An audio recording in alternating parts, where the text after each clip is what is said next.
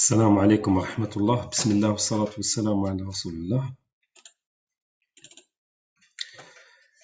Toujours avec la série intitulée Questions et réponses en biostatistique. On a une autre question aujourd'hui. La question tout simplement, quel est l'objectif d'application des tests post-hoc? Les tests post-hoc, ce sont des tests statistiques utilisés dans les travaux scientifiques. Tout simplement, ce sont des tests utilisés après l'application des tests très connus comme ANOVA, MANOVA, analyse de la variance, multiple analysis of variance. Ce sont des tests utilisés pour un objectif très intéressant. L'objectif de l'application des tests post-hoc, c'est tout simplement, ce sont des tests utilisés pour séparer les moyennes. Autrement dit, séparer les moyennes, c'est-à-dire c'est la classification des moyennes dans des groupes homogènes, appelés aussi les sous-ensembles homogènes. C'est-à-dire, les tests post-hoc possèdent un objectif important lors de l'étude de la différence entre des échantillons quantitatifs, bien sûr. C'est-à-dire, les tests statistiques utilisés comme le ANOVA ou le MANOVA, ce sont des tests qui permettent de déterminer la signification. C'est-à-dire, est-ce que la signification et la différence est significative ou non significative tout court. C'est-à-dire, les tests comme ANOVA et MANOVA ne permettent pas de séparer les moyennes.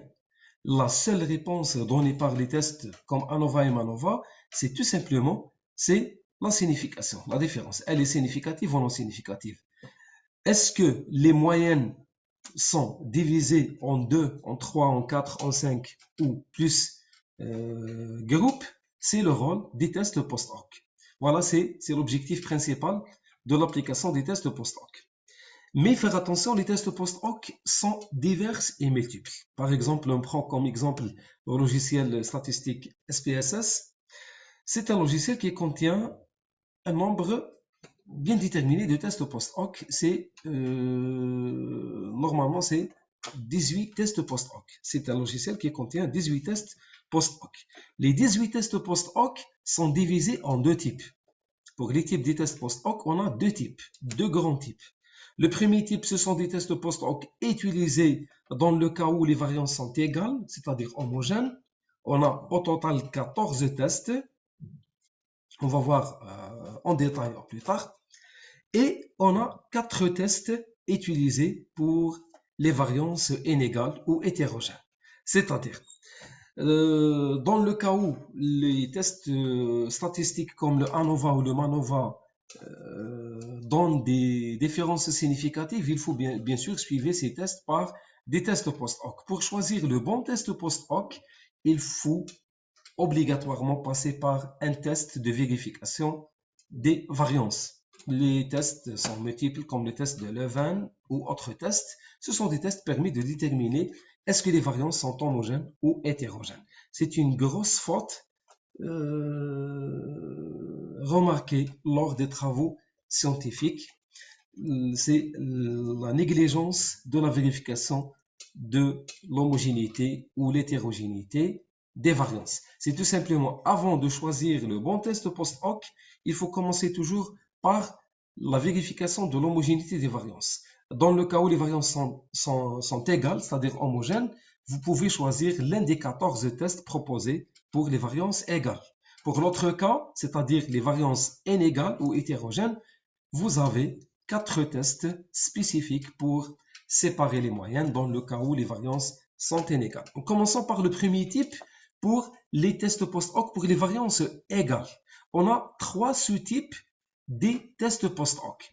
Le premier type des tests post-hoc, ce sont des tests qui permettent de réaliser une comparaison à paris, c'est-à-dire on compare les moyennes paire par paire. Par exemple, on a 3 moyennes, x1, x2, x3, en comparant x1 par rapport au x2, le x1 par rapport au x3, et enfin le x2 par rapport au x3. C'est une comparaison à paris. C'est le cas de 4 tests. Le premier test, c'est le test du net. C'est un test aussi spécial pour comparer un témoin avec autre.